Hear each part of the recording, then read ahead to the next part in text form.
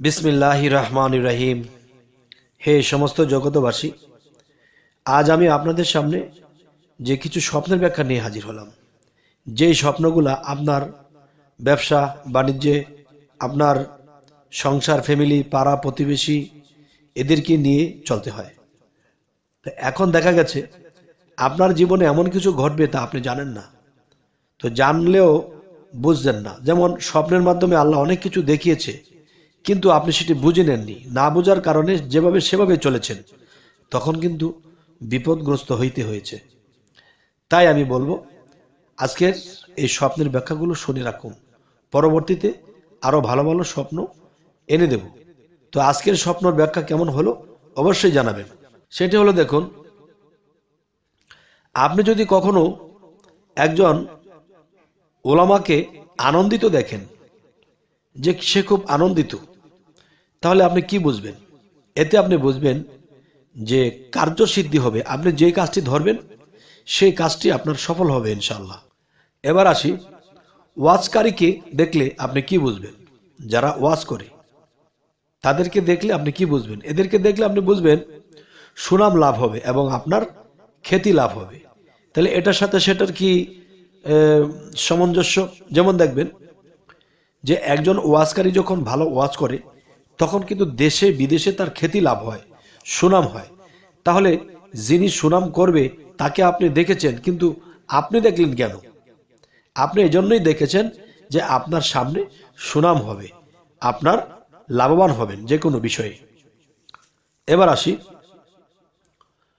ওলামাকে নাখোশ দেখলে, যেমন আপনি দেখছেন একজন ওলামা, সে বেজার হয়ে বসে আছে, মুখ চোখ কালো করে বসে আছে, তাহলে সে খুশি না।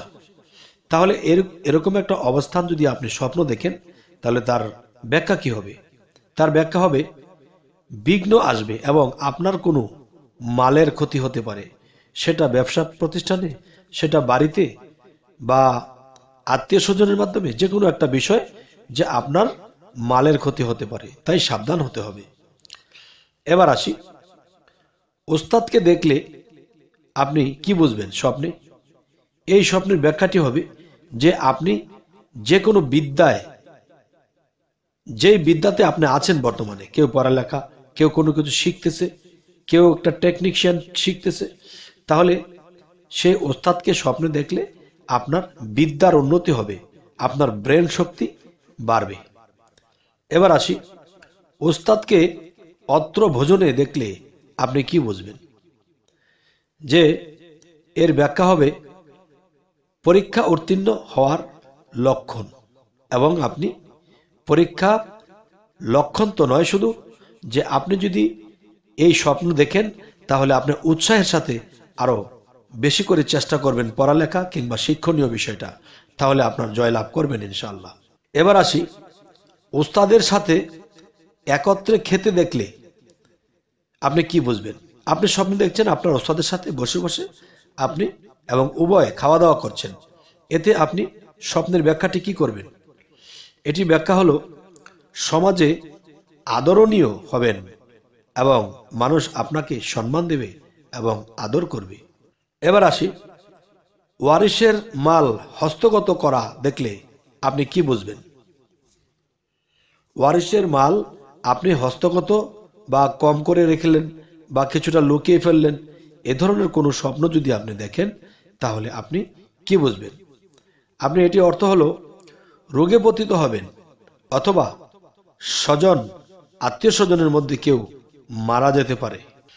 এবার আসি, ওয়ারিসের সাথে কলহ করতে দেখলে কি বুঝবেন?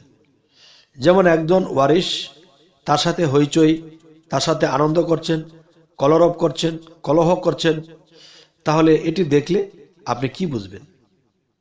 এটি এই ব্যাখ্যা বোঝায় যে আপনার মাল ক্ষতিগ্রস্ত হবে। আচ্ছা, তাহলে এই স্বপ্ন দেখলে সাথে সাথে আমাদের সতর্ক হতে হবে যে আমাদের কোথায় কি আছে। আল্লাহ কিন্তু আগে থেকেই আমাদেরকে জানায়, কিন্তু আমরা তা বুঝি না। এবার আসি, ওয়ারিস হওয়া অপরের দেখলে, যে কেউ অপরের সাথে আরেকজন অপরের ওয়ারিস হয়েছে, তাহলে এটা কি বুঝবো? এখন এটাই বুঝবো যে কারো মঙ্গল করবে, যে তিনি কারো মঙ্গল করবে। এবার আসি, উষ্ট দেখলে আপনারা কি বুঝবেন? উষ্ট দেখলে এটাই বুঝবেন বিশ্বাসী অথবা শান্তি লাভ হবে। আচ্ছা, এবার আসি, উল দেখলে কি বুঝবো স্বপ্নে? এটা বোঝায় বালা মুসিবতের লক্ষণ, মালের ক্ষতি হতে পারে, তাই সাবধান হয়ে আমাদের চলতে হবে। এবার আমরা যে নিজের মৃত্যুর খবরটা জেনে নেই, বোঝার চেষ্টা করি, যাতে করে আমরা মৃত্যুকালেও এরকম কিছু দৃশ্য দেখলে আমরা বুঝতে পারবো যে আমার মৃত্যু আর বেশি দিন নেই। সেটি হলো, দেখুন, আপনি যদি কখনো দেখেন যে আপনাকে একটা বিরাট বড় এক দেও দানব আপনাকে দৌড়াচ্ছে, দৌড়াতে দৌড়াতে দৌড়াতে দৌড়াতে শেষে আপনি তাকে আর দেখছেন না। এরপরে আরেকদিন স্বপ্ন দেখলেন এই গাছে এক পা, সেই গাছে এক পা, মাথাটা তার আসমানের দিকে। এমন কোনো বিকট আকারের যদি কাউকে দেখেন যে আপনার দিকে সে হাত নাড়াচ্ছে বা আপনার দিকে সে কোপ দেবে, এরকম কিছু যদি দেখেন, তাহলে কি বুঝবেন? তাহলে এটাই বুঝবেন যে আপনার হায়াত একেবারে নাগালে এসে গেছে, আপনার হায়াত কমে গেছে। তো এখন কি করতে পারবেন? এখন যদি আপনি চেষ্টা করেন যে এখন আপনি মৃত্যুর খবর আপনি জানেন না, বাড়ি করতেছেন, গাড়ি করতেছেন, কত কিছু করতেছেন, যখন জানতে পারবেন যে আপনি আর 11 দিন বাঁচবেন, কি রে আমি 11 দিন বাঁচবো, তাহলে কাজ করে কাকে খাওয়াবো আর নিজেই বা কি খাবো? তাহলে আপনি নিজে সংযত হবেন, আল্লাহর ইবাদতে পড়ে থাকবেন, পাগল হাল এসে যাবে আপনার মধ্যে। তাহলে কি বোঝা গেল? তখনই আপনাকে বুঝতে হবে যে আমার মৃত্যুকাল ঘনিয়ে এসেছে। তখন আল্লাহর কাছে মোনাজাত করে সেজদা দিয়ে কাঁদিয়ে বলতে হবে যে হে আল্লাহ, যদি আপনি দয়া করেন আমার হায়াত দীর্ঘ করে দিন, আমি যেন এই পৃথিবী থেকে আপনার ইবাদত করে আমি যাইতে পারি। তো আল্লাহ যদি দয়া করে হায়াত বাড়ানোর মালিক তিনি বাড়িয়েও দিতে পারে।